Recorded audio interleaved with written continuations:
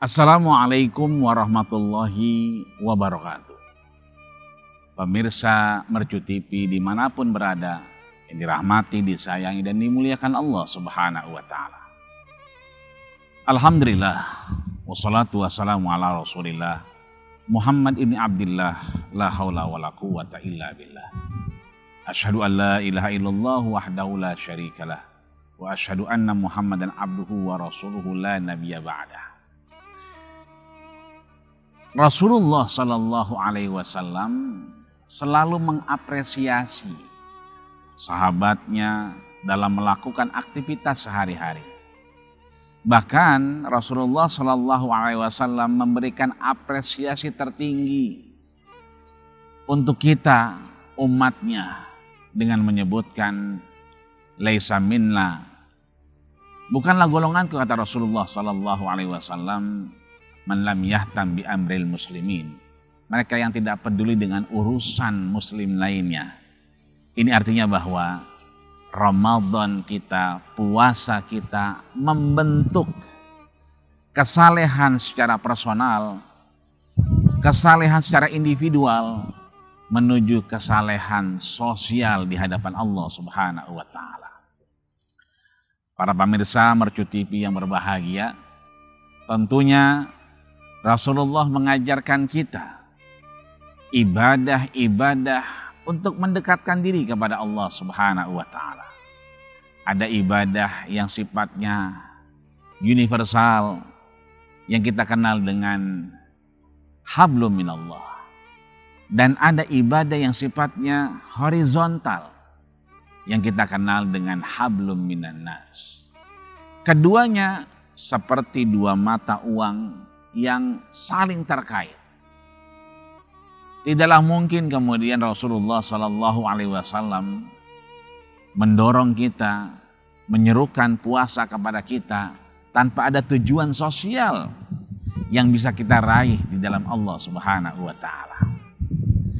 Maka ketika Rasulullah mengajarkan kita hubungan secara vertikal yang kita kenal dengan ibadah, maka biasanya kita asyik dengan aktivitas beribadah kita sendiri-sendiri. Puasa kita, tarawih kita, baca Quran kita, zikir kita, munajat kita kepada Allah Subhanahu wa Ta'ala terasa nikmat jika kita lakukan. Namun ini harus berimplikasi dengan kesalehan sosial. Bagaimana mungkin kita berpuasa, kemudian kita melakukan aktivitas membaca Quran, bersedekah, tapi ketika kita kembali ke rumah, kita tidak menegur tetangga kita. Kita acuh tak acuh dengan lingkungan kita. Bahkan mohon maaf lahir batin, tidaklah mungkin seseorang puasa tapi jutek dengan tetangganya.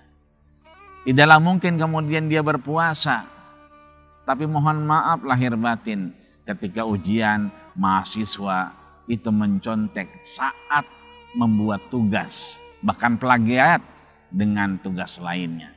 Ini artinya bahwa kesalehan kita secara personal harus kemudian membentuk kesalehan secara sosial dengan berpuasa di hadapan Allah Subhanahu wa Ta'ala. Rasulullah ingatkan kita bahwa setiap kita tentunya tidak akan pernah masuk surga di hadapan Allah Subhanahu wa Ta'ala. La yadkhulul jannata ahadakum, tidak akan pernah masuk surga kalian amaluh, dengan amal kalian. Sahabat bertanya, illa anta ya Rasulullah, kalau kita tidak mampu masuk surga ya Rasul dengan amal kita, wala anta ya Rasulullah, termasuk engkau wahai Rasul, wala ana, termasuk aku tidak akan pernah masuk surga dengan amalku. Tapi Rasul meneruskan, illa ayataghammadiyallahu birahmati, kecuali Allah merahmati amal ibadah kita.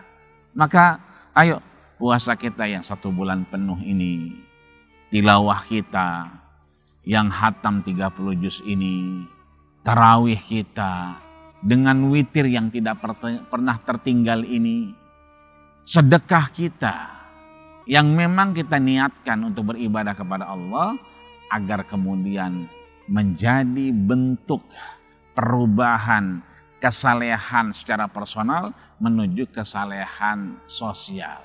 Ayo, tiap kita mampu melakukan aktivitas sosial, maka puasa membentuk karakter-karakter sosial, kesalehan-kesalehan sosial di hadapan Allah Subhanahu wa taala.